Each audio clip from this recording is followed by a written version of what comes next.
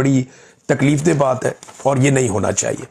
ناظرین، فوجی فاؤنڈیشن نفع میں ہے، یعنی منافع کما رہا ہے. بی بی سی کی ایک رپورٹ ہے کہ فوج کے زیر نگرانی چلنے والے جتنے بھی ان کے ادارے ہیں کاروباری، وہ منافع میں جا رہے ہیں، پاکستان خسارے میں جا رہا ہے. حالانکہ پاکستان کے اوپر جو ہے وہ فوج نے ہی زیادہ وقت حکمرانی کی ہے.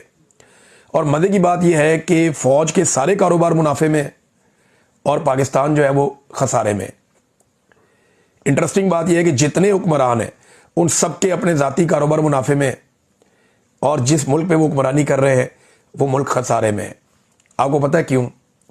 کیونکہ یہ سارے اپنے کاروباروں کو تحفظ دینے کے لیے اور اپنے کاروباروں کو چلانے کے لیے پاکستان کا نقصان کرتے ہیں.